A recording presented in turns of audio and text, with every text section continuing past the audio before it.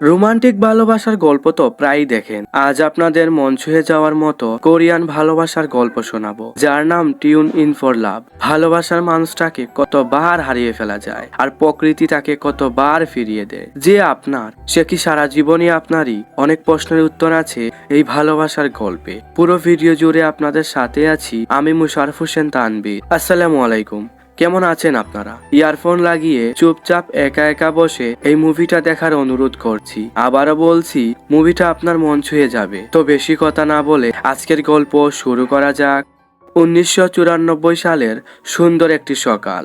রেডিওতে একটি প্রোগ্রাম চলছিল আর ট্রাফিক আপডেট দেওয়া হচ্ছিল। এই যে মেয়েটিকে দেখতে পাচ্ছেন, ওর নাম মিসু। মিসু একজন হাই স্কুল শিক্ষার্থী, আর পাশাপাশি ওর বাবা মার রেখে যাওয়া এই বেকারি শপটার দেখাশোনা করে। প্রতিদিনের মতো আজও মিসু সবকিছু গোছগাছ করছিল দোকানটাকে ওপেন করার জন্য। ঠিক তখনই আমরা বাইরে স্কুল ইউনিফর্ম পরা একটি ছেলেকে দেখতে পাই। ছেলেটি দোকানের মধ্যে ঢুকে। তখন মিসু তাকে বলে, দোকান তো এখনো ভালোভাবে ওপেন হয়নি, আপনার কি জরুরি কিছু প্রয়োজন? ছেলেটি উত্তরে বলে, আমার টফু দরকার। টফু হচ্ছে একটি কোরিয়ান খাবার। মিসু একটু খোঁজাখুঁজি করে জানায় তাদের দোকানে এখন টফু নেই। মিসু তখন ওই ছেলেটিকে একটা দোকান দেখিয়ে দেয়, যে দোকানে গেলে সে টফু পাবে। ছেলেটি বের হতে যাচ্ছিল, ঠিক তখনই রেডিওতে একজন বিখ্যাত আরজের কণ্ঠ ভেসে আসে। আরজের নাম ছিল ইউএল। সকালের এই প্রোগ্রামটা ছিল ভালোবাসার মানুষদের জন্য, যেখানে একজন মানুষ তার ভালোবাসার মানুষের নাম বলতো আর তাকে কোনো গান উৎসর্গ করত। ছেলেটি বাইরে এসে আকাশের দিকে তাকিয়ে একটি দীর্ঘশ্বাস নেয়। এরই মধ্যে দোকানে ইয়নজা নামের এই মহিলাটি চলে আসে। ইনি মিসুর বড় বোনের মতো। মিসুর বাবা মা বেঁচে থাকা অবস্থায় উনি এখানে কাজ করতেন, আর এখন মিসুর সকল খেয়াল রাখেন তিনি। মিসু ইয়নজাকে ছেলেটির কথা বলে। ইয়নজা ছেলেটাকে দেখা মাত্রই বলে, ওকে আমি চিনি, ও আজই জেল থেকে ছাড়া পেয়েছে। এ কথাগুলো যখন হচ্ছিল, ততক্ষণে ছেলেটা টফু কিনে ব্যাক করছিল। দোকানের সামনে পার্ট টাইম চাকরির জন্য একটা নোটিশ ঝুলানো ছিল। এই দোকানে কাজ করার জন্য একজন লোক প্রয়োজন। ছেলেটি হাঁটতে হাঁটতে একটি মাঠের কিনারায় এসে দাঁড়ায় আর নিচের দিকে তাকিয়ে অন্যদের খেলা দেখছিল। এই ছেলেটির ভালো নাম ছিল ইয়নহু। দৃশ্য পরিবর্তন হয়। ওই দিন রাতের বেলা আমরা ছেলেটিকে সেই রেস্টুরেন্টে দেখতে পাই। সে এখানে এসেছে একটি কাজের জন্য, কারণ সকালবেলা সে ওই নোটিশটি দেখেছিল। ইয়নজা নামক সেই মহিলাটি ইয়নহুকে জিজ্ঞেস করে, তুমি তো একজন স্টুডেন্ট, এখানে কাজ কিভাবে করবে? ছেলেটি ইয়নজাকে উত্তর দেয়, আমি স্টুডেন্ট ছিলাম, এখন আর নেই। এরই মাঝে ছেলেটি নিজ থেকেই কাজ করছিল। আমি শুনেছি তুমি জেল থেকে বের হয়েছো, তুমি জেলে কেন গিয়েছিলে? ছেলেটি উত্তর দেয়, এ বিষয়ে আমি এখন কথা বলতে চাচ্ছি না, আমি শুধু এখানে কাজই করতে চাচ্ছি। মিসু আর ইয়নজার ছেলেটিকে পছন্দ হয়, তাই তারা ছেলেটিকে কাজে রেখে দেয়। পরদিন থেকে শুরু হয় মিসু বেকারিতে এই ছেলেটির নতুন কর্মজীবন। প্রথম দিন থেকেই ইয়নজা ছেলেটিকে টফু বলে ডাকে, কারণ ছেলেটির টফু অনেক পছন্দ ছিল। প্রতি স্পিনে বোনাস। আমি জানি এটা অবিশ্বাস্য শোনাতে পারে, কিন্তু কিছু বিনামূল্যে নগদ অর্থ উপার্জন করা অনেক সহজ হয়ে গেছে এবং আমার অনুসারীরা ইতিমধ্যেই এটি করে ফেলেছে। ফাহিম, আজাদ, আবরার এবং হাসিবকে অনেক ধন্যবাদ, তারা এটি করেছে এবং ইতিমধ্যেই জিতেছে। আপনিও এটি করতে পারেন। আমার পিন কমেন্টে থাকা লিঙ্কে ক্লিক করুন এবং ওয়ানএক্স প্ল্যাটফর্মে নিবন্ধন করুন। নিবন্ধন করার পরে ন্যূনতম 300 টাকা জমা করুন, উপহার বিভাগে যান এবং আমার প্রোমোকোডটি প্রবেশ করান। এরপরে আপনি তাৎক্ষণিকভাবে 50,000 থেকে 1 লক্ষ টাকা বোনাস পাবেন। আপনি বাজি ধরার পরে বিকাশ, নগদ, রকেট উপায়ের মাধ্যমে এই অর্থ আপনার ব্যাংক অ্যাকাউন্টে স্থানান্তর করতে পারেন। আপনি কিসের জন্য অপেক্ষা করছেন? আমার পিন কমেন্টে থাকা লিঙ্কে এখনই ক্লিক করুন, নিবন্ধন করুন, জমা করুন এবং জিততে শুরু করুন। কারো সাহায্যের প্রয়োজন হলে ওয়ানএক্স 24/7 গ্রাহক সহায়তা প্রদান করে এবং যে কেউ 50,000 থেকে 1 লক্ষ টাকার পুরস্কার জিতবে। ডিয়ার, এটা শুধু একটা অ্যাড ছিল, এসব সাইটে না যাওয়াই ভালো। ইয়নজা তখন ছেলেটাকে জিজ্ঞেস করে, আচ্ছা টফু, তোমার জেলের জীবনের গল্প আমাদের শোনাও না। কিন্তু হিয়ন নামের ছেলেটি চুপ করেই থাকে। তখন ইয়নজা নামক মহিলাটি তাকে বলে, আচ্ছা তোমার কষ্ট লাগলে বলার দরকার নেই। হিয়ন কিছুক্ষণ চুপ করে বসে থাকে, তারপর সে নিজে থেকেই বলতে শুরু করে, প্রত্যেক দিন সকাল 9টায় আমাদের খাবার আনতে যেতে হতো। রেডিওতে তখন সংবাদ চলতো। বসে বসে সে সংবাদ শুনতাম। খাবার শেষ হয়ে যেত আর রেডিও সংবাদও শেষ হয়ে যেত, আর তখন বুঝে যেতাম 9:50 বাজে। প্রত্যেক দিনই একই রুটিন। আমি সৃষ্টিকর্তার কাছে অনেক দোয়া করতাম যেন এই জেল থেকে আমি তাড়াতাড়ি মুক্তি পাই, কিন্তু কোনো কিছুই ঘটতো না। তাই এক সময় দোয়া করতে শুরু করলাম, যেদিন জেল থেকে বের হব তারপর যেন আমার সাথে নতুন কিছু ঘটে। জেল থেকে মুক্তির পর গতকাল সকালবেলা যখন এই দোকান থেকে বের হচ্ছিলাম, তখন রেডিওতে প্রতিদিন শোনা সংবাদ শেষে নতুন একটা অনুষ্ঠান শুরু হয়েছিল, যেটা কিনা ভালোবাসার মানুষদের নিয়ে। তাই এই ভেবে আমার খুশি লাগছিল যে আমার দোয়া কবুল হয়েছে। আমি জেল থেকে বের হওয়ার পর আমার জীবনে নতুন কিছু ঘটেছে। তখন মিসু বলে, এই জন্যই গতকাল তুমি অনেকক্ষণ চুপচাপ দাঁড়িয়েছিলে? ছেলেটি বলে, হ্যাঁ। এরপর থেকে হিয়ন নামক ছেলেটির দিন ভালোই কাটছিল। সে ধীরে ধীরে বেকারির সকল কাজ শিখছিল। হিয়ন দেখতে সুন্দর ছিল, তাই স্কুল পড়ুয়া মেয়েরা বারবার আসতো ওই বেকারিতে শুধুমাত্র তারই জন্য।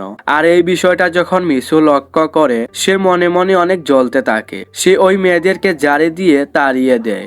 এভাবেই এই বেকারিতে চলতে থাকে এই 3 জন মানুষের জীবন। তারা এখন অনেকটা পরিবারের মতো।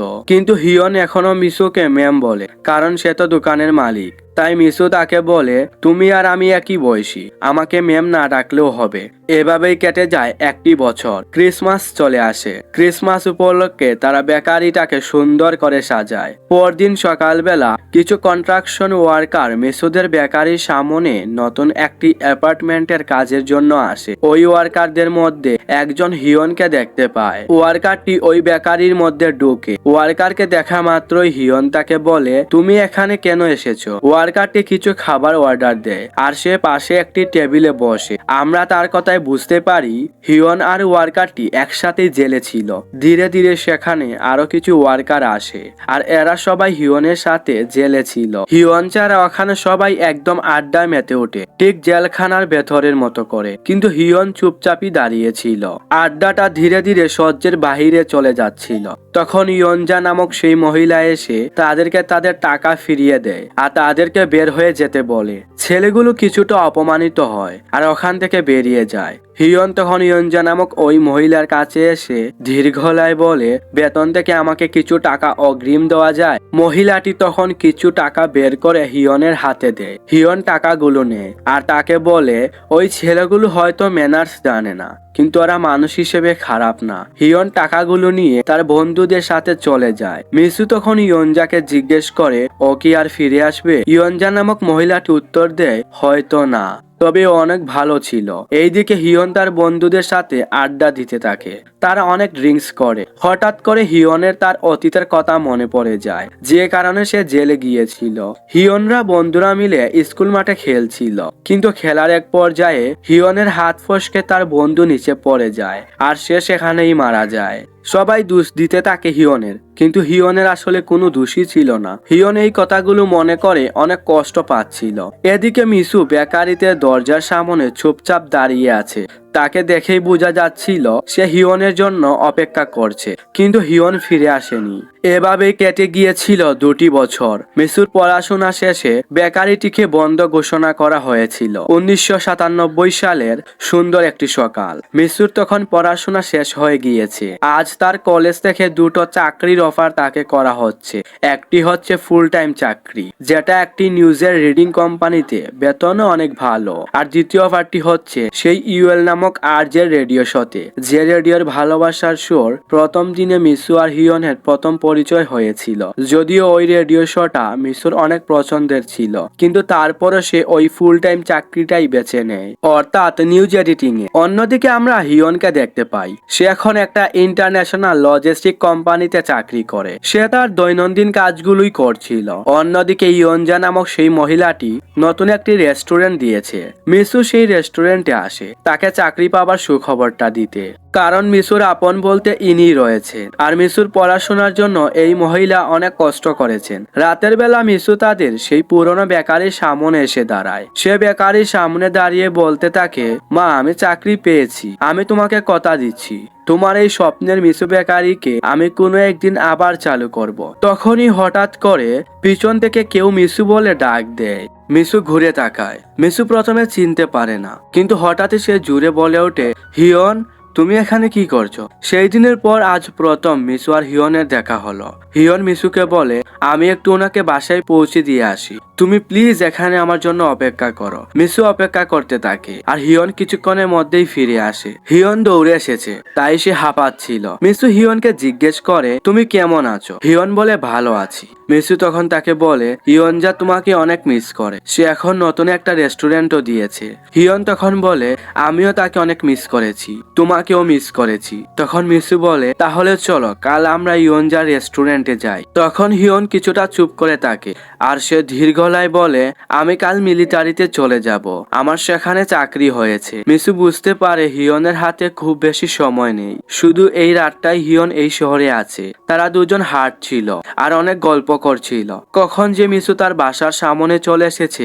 তা সে বুঝতেই পারেনি। তারা দুজন দুজনের কাছ থেকে বিদায় নেয়, কিন্তু তাদের দেখেই বোঝা যাচ্ছিল এই দুইজন মানুষের কেউই এখন চাচ্ছে না তাদের বিদায়টা এখনই হোক। মিসু উপরে উঠে যায় আর হিয়নও বাড়ির পথে পা বাড়ায়। ঠিক তখনই মিসু হিয়নকে ডাক দেয় আর হিয়নকে তার বাসায় নিয়ে আসে। মিসু পাসওয়ার্ড দিয়ে দরজা খুলে আর সে হিয়নকে বলে, বলো তো আমার পাসওয়ার্ড কি? হিয়ন বলে, আমি জানি না। মিসু তাকে বলে, আমি সবকিছুর পাসওয়ার্ডই আমার স্কুল আইডি দেই, আর আমার স্কুল আইডি তো তুমি জানো। মিসু আর হিয়ন খাওয়া দাওয়া শেষ করে শুয়ে পড়ে। তারা দুজন দীর্ঘ গলায় গল্প করছিল। মিসু হিয়নকে জিজ্ঞেস করে, তুমি ওই দিন আর কেন ফিরে আসোনি? হিয়ন তাকে বলে, ওই দিন বন্ধুদের সাথে আড্ডা দেওয়া শেষে বাড়ি ফেরার পথে এক মাতাল লোকের সাথে আমার গ্যাঞ্জাম হয়ে যায় আর আমাকে আবারও সেই জেলখানায় নিয়ে যাওয়া হয়। জেলে বসে তোমাদের কথা অনেক মনে পড়েছে, আর যখন জেল থেকে বের হই লজ্জায় আমি আর তোমাদের সামনে আসিনি। হিয়ন ঘুমিয়ে যায়। মিসু তার কম্পিউটারটি ওপেন করে সে হিয়নের জন্য একটি ইমেল অ্যাড্রেস খুলে। পরদিন খুব বুড়ে হিয়ন যখন বেরিয়ে যাচ্ছিল, মিসু তখন তাকে তার ইমেল অ্যাড্রেসটি দেয় আর তাকে বলে, তুমি সুযোগ পেলেই এই ইমেল থেকে আমাকে মেইল করবে, আমি তোমার ইমেইলের অপেক্ষা করব। আমি প্রত্যেক দিন তোমাকে অনেকগুলো মেইল করব। তুমি যখন সুযোগ পাবে তখন সব ইমেইলের উত্তর আমাকে দিবে। হিয়নের এবার চলে যাওয়ার সময় হয়ে গিয়েছে। মিসু তাকে প্রচন্ড শক্ত করে জড়িয়ে ধরে, কিন্তু এই দুজন মানুষ এখনো কাউকে বলতে পারেনি যে ভালোবাসি। মিসু তার নতুন কাজে যোগ দেয় আর হিয়ন রওনা হয়ে যায় তার মিলিটারি ক্যাম্পের দিকে। কিন্তু হিয়ন যখনই সেই কাগজটি খুলে সে দেখতে পায় সেখানে শুধু ইমেল আইডিটি লেখা ছিল, কিন্তু পাসওয়ার্ড লেখা ছিল না। এদিকে মিসুরও এতক্ষণে মনে পড়ে গিয়েছে, আরে সে তো ইমেল আইডিটি দিয়েছে কিন্তু পাসওয়ার্ড তো আর দেয়নি। মিসু পুরো পাগলের মতো হয়ে যায়, সে কি করবে বুঝে উঠতে পারে না। কিন্তু তারপরও মিসু হিয়নকে প্রত্যেক দিন মেল লিখেই যেত। মিসু সারাদিন যা যা করত, হিয়নের প্রতি যা যা প্রশ্ন থাকতো সবকিছু সে হিয়নকে লিখে জানাতো। সে জানে যে এই মেলের কোনো উত্তর আসবে না, তারপরও সে লিখে যেত। মিসু সে রেডিও স্টেশনে একটি বার্তা পাঠিয়েছিল যেটা তার আর হিয়নের পছন্দের অনুষ্ঠান ছিল, সেই ভালোবাসার মানুষদের জন্য অনুষ্ঠান। সেখানে মিসু লিখেছিল টফু, ইমেলের পাসওয়ার্ড হচ্ছে আমার স্কুল আইডি। মিসুর বিশ্বাস ছিল টফু অর্থাৎ হিয়ন যেখানেই থাকুক না কেন সে হয়তো রেডিওতে এখনো এই অনুষ্ঠানটি শোনে। এভাবেই কেটে যায় আরো 3টি বছর। সাল 2000। সুন্দর একটি সকাল আমরা হিয়নকে দেখতে পাই, সে সেই মিসু বেকারির সামনে দাঁড়িয়ে আছে, কিন্তু এখন সেখানে সেই বেকারিটি নেই। এদিকে মিসুর এত বছরের অভ্যাসটা এখনো যায়নি। সে প্রতিদিনই ইমেল চেক করে। আজও সে তার ইমেল অ্যাকাউন্টে ঢুকে, কিন্তু এটা সে কি দেখছে? হিয়ন তাকে মেইল করেছে। মিসুর হাত পা কাঁপছে, তার চোখে পানি চলে এসেছে। হিয়ন তাকে মেইলে লিখেছে, তুমি ভাবছো আমি তোমার পাসওয়ার্ড কিভাবে খুঁজে পেয়েছি? তোমাকে আমি খুঁজতে তোমার সে পুরনো বাসায় গিয়েছিলাম, কিন্তু তুমি শহর ছেড়ে চলে গিয়েছিলে। বাসাটায় টুলে টাঙানো ছিল। আমি তোমার ওই বাসাটি ভাড়া নিয়েছি। মালিকের কাছ থেকে যখন তোমার দরজার পাসওয়ার্ড নিচ্ছিলাম তখন আমার পাসওয়ার্ড দেখে মনে পড়ে যায় তুমি তোমার সকল পাসওয়ার্ড তো তোমার স্টুডেন্ট আইডি দাও। আর সাথে সাথেই আমি গিয়ে একটা কম্পিউটার দোকানে ঢুকি আর সেখান থেকে মেইল লগইন করার চেষ্টা করি, আর ফাইনালি আমি ইমেইলে লগইন করতে পারি। সেখানে তোমার হাজার হাজার ইমেল ছিল। আমি এত খুশি হয়েছিলাম তোমাকে আমি বলে বোঝাতে পারবো না। মিসু ইমেল পড়ছিল আর তার দু চোখ পানিতে টলটল করছিল। এভাবেই শুরু হয় তাদের নতুন করে ইমেইলে কথা বলা। এই দুটো মানুষ আবারও তাদের দুজনকে খুঁজে পায়। হিয়ন মিলিটারি সার্ভিস শেষ করে এসে একটি জিমে চাকরি নিয়েছিল। ইমেইলে সে মিশুকে তার ফোন নাম্বার দেয়, আর মিশু ফোন নাম্বার পাওয়ার সাথে সাথে দৌড়ে এসে হিয়নকে কল দেয়। এই দুজন মানুষ কতটা দিন পর তাদের কণ্ঠস্বর শুনছে। তারা দুজন অনেক খুশি ছিল। কিন্তু মিশুকে তার বস ডাক দেয়। তখন মিশু হিয়নকে বলে, আমি আজ সন্ধ্যা 6:30টায় তোমাকে কল দিব, তুমি আমার ফোনের অপেক্ষা করো। মিশু ফোনটা রেখে দেয়। এদিকে হিয়ন আজ অনেকটা দিন পর মন খুলে হাসছে। ওই দিন 6:30টায় মিশু ঠিকই হিয়নকে কল দিয়েছিল। হিয়নের ফোনে শুধু রিং বেজেই যাচ্ছিল, কিন্তু সেই ফোন তোলার কোনো মানুষ সেখানে ছিল না। আসলে ওই দিন হিয়ন সহ জিমের সবাইকে পুলিশ ধরে নিয়ে গিয়েছিল, কারণ ওই জিমের মালিক একটি প্রতারণা করেছিল। হিয়নকে থানা থেকে তার সেই বন্ধুরাই ছাড়িয়েছিল। হিয়ন পরদিন সকল কথাই মিশুকে জানাতে চেয়েছিল, কিন্তু তার আর সাহস হয়নি। সে আবারও মিশুকে মেইল করে, আর সেখানে লেখা ছিল, আমি কেন এতদিন তোমার সাথে যোগাযোগ করিনি, প্লিজ তার কোনো কারণ জানতে যেও না। তুমি শুধু এইটুকু ভেবো না যে আমি ইচ্ছে করে তোমাকে মেইল দেইনি, কারণ একটি কথা তুমি সবসময় মাথায় রাখবে, তুমি আমার হাসির একমাত্র কারণ। কিন্তু মিশু ওই দিন অনেক কষ্ট পেয়েছিল। সে অনেকদিন অপেক্ষা করেছিল শুধুমাত্র হিয়নের একটি মেইলের জন্য। কিন্তু মিশু তো কিছুই জানে না যে হিয়নের সাথে আসলে কি হয়েছে। তাই মিশু হিয়নকে কিছুটা ভুল বুঝে। মিশু অনেকটা অভিমান নিয়ে হিয়নকে লিখে, আমরা দুজন দুজনের সাথে আবার ওই দিন কথা বলবো যেদিন আমাদের কারো জীবনে ভালো কিছু ঘটবে। এর আগ পর্যন্ত আমরা কেউ কাউকে কোনো মেইল দিব না। এই শেষ মেইলটি লেখার সময় মিশু প্রচন্ড কাঁদছিল। আর এভাবেই কেটে যায় আরো 5টি বছর। 2005 সালের সুন্দর একটি সকালবেলা রেডিওতে সেই প্রোগ্রামটি চলছিল। মিশু তার অফিসে বসে সেই প্রোগ্রামটি শুনছিল। মিশুর অফিসের এই নতুন বস মিশুকে অনেক পছন্দ করে। ওই দিন মিশুদের অফিসের ওপর তলায় নতুন একটি ফিল্ম মেকিং কোম্পানি এসেছে। তারা মালামাল উঠাচ্ছিল। ওই দিন সন্ধ্যাবেলা মিশুর বস মিশুকে একটি সারপ্রাইজ দেয়। মিশুর একটি নতুন বই প্রকাশ করে। মিশু তো অনেক খুশি হয়। আর মিশুর বস মিশুকে সবসময় এভাবেই ইমপ্রেস করার চেষ্টা করে। পরদিন সকালবেলা মিশু তার অফিসে কাজ করছিল, কিন্তু হঠাৎই মিশুর চোখ তার দরজার দিকে যায়। দরজার ওপাশে একটি ছেলে দাঁড়িয়ে আছে। এটা হিয়ন ছিল। উপরের তলায় যে নতুন অফিসে এসেছে, হিয়ন এখন ওখানে চাকরি করে। কতটা বছর পর এই দুজন মানুষের আবারও দেখা হলো। হিয়ন মিশুকে তার বাসায় যাওয়ার জন্য অনুরোধ করে। তারা দুজন মিলে হিয়নের বাসায় চলে আসে, যেটা কিনা আগে মিশুর বাসা ছিল। এই বাসার সবকিছুই মিশুর পরিচিত। আর এখানেই তো এই মানুষ দুটোর শেষ দেখা হয়েছিল। আজ অনেকগুলো বছর পর আবারও সেই একই জায়গায় একই সময় তারা দুজন ঠিক আগের মতো করেই সময় কাটায়। তারা অনেক মজা করতে থাকে। পরদিন মিশু তার অফিস থেকে 3 দিনের ছুটি নেয়। তারা দুজন সময়গুলোকে খুব সুন্দর করে উপভোগ করছিল। তাদেরকে দেখেই মনে হচ্ছিল তারা যেন সত্যিকারের লাভ বার্ড। কিন্তু একটা কথা মাথায় রাখবেন, এরা কিন্তু এখনো কেউ কাউকে বলতে পারেনি যে ভালোবাসি। পরদিন তারা দুজন মিলে সেই ইয়নজা নামক মহিলার রেস্টুরেন্টে যায়। ইয়নজা অনেকদিন পর হিয়নকে দেখে একদম অবাক হয়ে যায়। সে তো একদম চিনতেই পারছিল না। এরপরেই এই 3 জন মানুষ একটু সুন্দর সময় কাটায়, ঠিক সেই মিশু বেকারির মতো করে। মানুষের জীবনের সময়গুলো কত তাড়াতাড়ি বদলে যায়, তাই না? যাই হোক, একদিন মিশুর মেইলে তার বান্ধবীর একটি মেইল আসে। তাদের একজন পার্ট টাইম ভিডিও এডিটর দরকার। মিশুর সাথে সাথে উত্তর দেয় তার কাছে খুব ভালো একজন ভিডিও এডিটর আছে, কারণ হিয়ন এখন ভিডিও এডিটরের কাজ করে। মিশু হিয়নের জন্য নতুন একটি চাকরি ঠিক করে। মিশু আর হিয়ন দুজন অনেক খুশি ছিল। এই বিষয়টা নিয়ে তারা সারাদিন অনেক ঘোরাঘুরি করে আর গল্প করে। দিন শেষে তারা যখন বাসায় ফিরে আসে, তখন মিশু হিয়নকে এই প্রথমবারের মতো বলে, বিয়ে করবে আমাকে? হিয়ন তো একদম চুপ হয়ে যায়। সে কি বলবে বুঝে উঠতে পারছে না, কিন্তু হিয়ন কোনো উত্তর দেয় না। পরদিন সকালবেলা আমরা মিশুর বসকে দেখি মিশুদের সেই পুরনো বেকারির সামনে। সে মূলত মিশুকে ইমপ্রেস করার জন্য এই জায়গাটিতে আবারও সেই মিশু বেকারি বানাতে চাচ্ছে, আর সেই কথাই বস মিশুকে জানায়। অন্যদিকে হিয়নের ফোনে আজ অনেকদিন পর তার এক বন্ধুর কল আসে। সে হিয়নকে বলছে আজ 10 বছর পূর্ণ হলো আমাদের সেই বন্ধুর আজ মৃত্যুদিন, যাকে খুনের দায়ে আমরা এতটা বছর জেল খাটলাম। আমরা আমাদের বন্ধুকে ভুলে যেতে পারি না। প্রতি বছরের মতো আজও আমাদের কিছু করতে হবে। সেই জেলে থাকা সব বন্ধুরা মিলে তাদের সেই বন্ধুর বাসার উদ্দেশ্যে একটি মাইক্রো নিয়ে রওনা হয়। তারা প্রতি বছরই এখানে আসে, সারা বছর ধরে চাকরি করে কিছু টাকা জমায়, আর সেই টাকাগুলো এক করে তারা ওই মৃত বন্ধুর মায়ের জন্য রেখে যায়। আজ হিয়নের তার বন্ধুর মায়ের সাথে দেখা হয়ে যায়। হিয়ন তার কাছে ক্ষমা চায়, কিন্তু হিয়নের বন্ধুর মা প্রচন্ড রেগে যায়। সে হিয়নকে বলে, তোদেরকে জেলের বাইরে দেখলে আমার শরীর জ্বলে যায়। তোদের কেন মৃত্যুদণ্ড দিল না? আমার ছেলেটা যদি বেঁচে থাকতো তাহলে সে চাকরি করে আমার হাতে টাকা দিত। তোদের এই ভিক্ষার টাকা আমার লাগবে না। হিয়ন তাকে বলে, ওটা দুর্ঘটনা ছিল, আপনি আমাদেরকে মাফ করে দিন।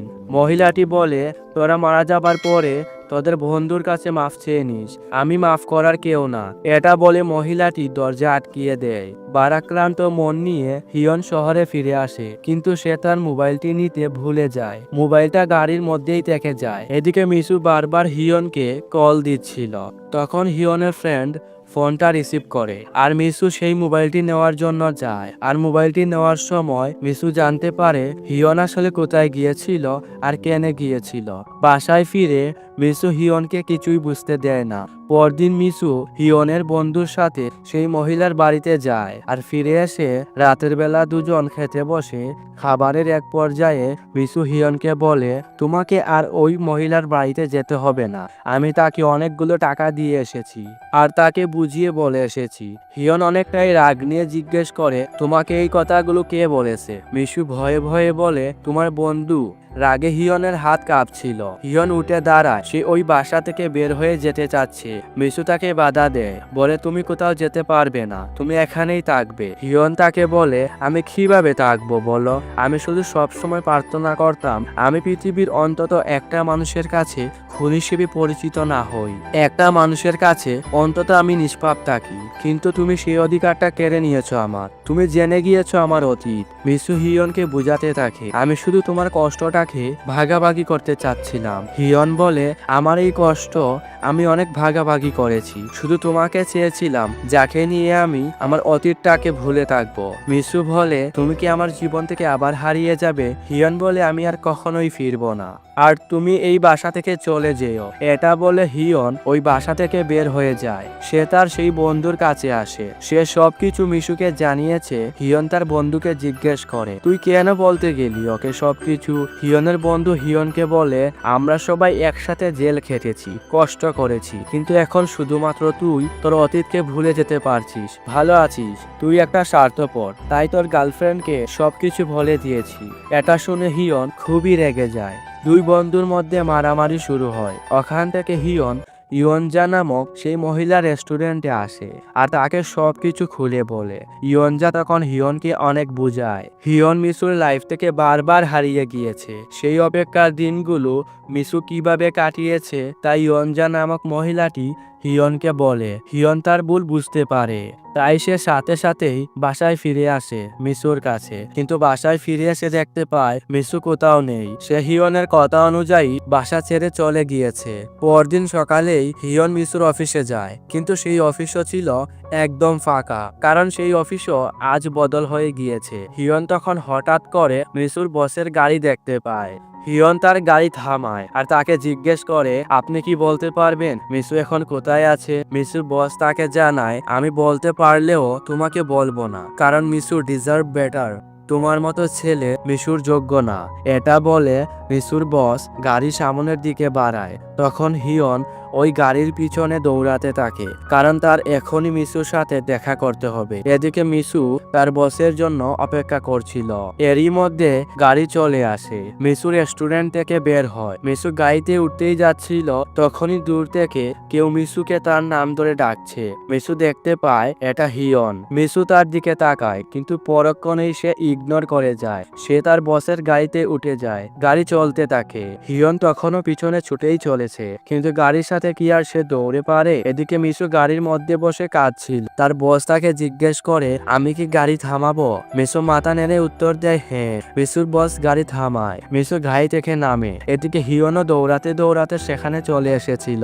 মিশুকে দেখে হিয়নের চোখে পানি চলে আসে। সে আরো জোরে দৌড় দেয় আর দৌড়ে এসে মিশুকে জড়িয়ে ধরে আর তাকে বলতে থাকে ভালোবাসি। কিন্তু মিশু আজ কেমন জানে একটু নির্বাক।